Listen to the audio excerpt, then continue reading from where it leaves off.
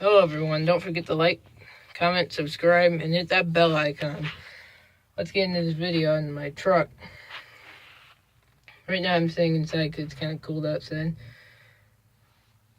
The reason you haven't been seeing any videos for a while is because my phone got signed out again. But,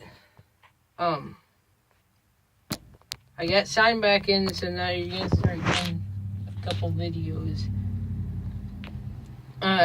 This radio here is actually the original one. This body's a 1978 body. Same with the frame. It's actually a 1978 GMC frame. It has the factory rear end. It does have the factory rear end and the front end.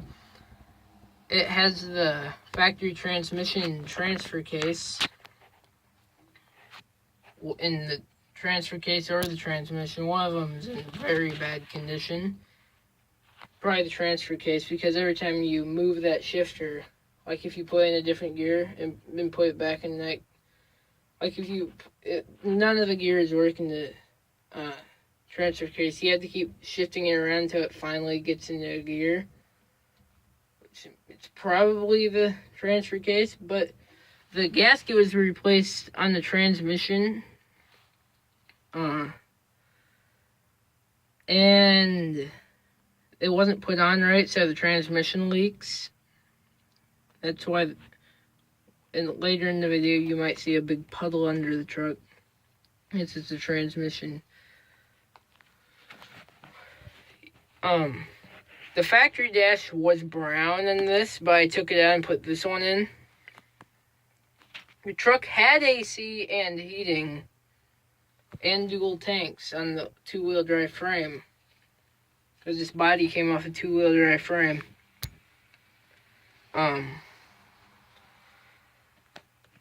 The dual tanks, which I took out because this only has one tank right now, because it now has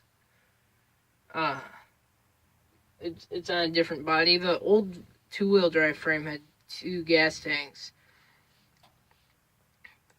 but this truck had air conditioning and heating. I took all the AC vents out, and I just left the heater vents up here. And I replaced that. I put it in the new gauge bezel, like the one at the cubbyhole, and not the one at the vents, because this is gonna have a heater put in there, but we need to cut up the firewall a bit to get the heater to fit. I actually got a heater box on the other side of the firewall in the engine compartment. And this tranny hump, no, it's not bolted down. Underneath this is the actual tranny hump. If you can see under there, it's got some of the bubble wrap on it for insulation. I don't know if you can see it very well. Probably not. This truck did have an actual carpet before. This is a towel with my old cleaning towels. And I just made it. I just cut a hole right there and put the shifter over and put all that stuff over. Then I put the knob back on it. I screwed those down to the floor. And I made the hole too big and it ripped. Yeah. This is the factory seat to this truck too. This seat was originally red. This actually, it still is red, but it's just got a seat cover over it because it's got a big rip, like right here. Yeah, it's right here. That's where the rip is. A long time ago, something had fallen on the original roof and caved it in, shattered the windshield. I know this because when I was taking out the heater cord, and that also had some of the AC vents hooked up to it, that's why I took that out, and it was garbage. Yeah, it had a couple rust holes in the on the metal plating on the backside. It had a big ass rat house in it. That thing went to the junkyard. But the old body that was on this frame, it was a brown and white GMC.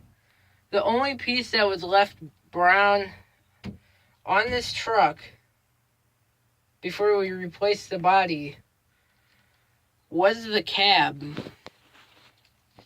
And when this truck was at my grandma's house, my grandma actually died a couple months ago. Sadly. She died of cancer. Makes me sad thinking about it.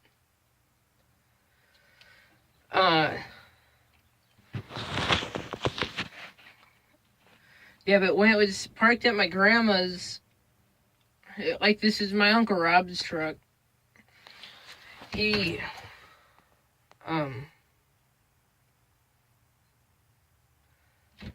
used to go off-roading this. He bought it in 85, I think, maybe. 1985, I believe, is when he bought it. And I think I already said it, he went off-roading. And then it has been this frame has not actually had, it's never been driven. Like when he owned it before we bought it from him, the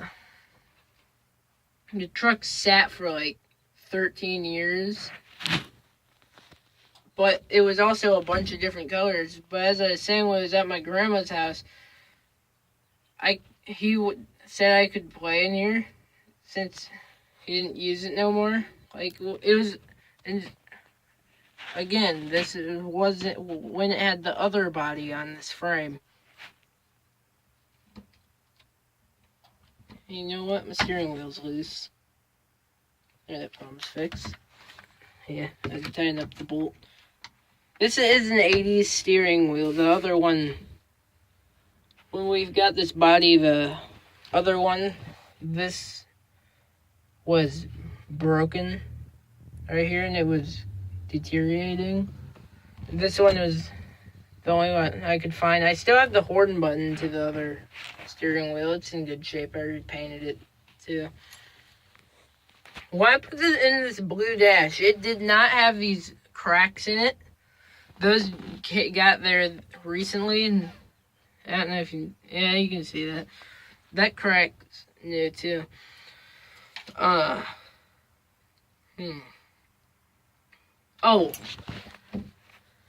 the speaker for the radio. My brother, when I had the dash out of this, waiting for a dash, and I've got this dash now. I got it about a year ago. My brother had ripped the speaker out and used it in his truck. So that's why this doesn't have the speaker. And this truck actually has a big electrical issue. Like, it's a really bad electrical issue.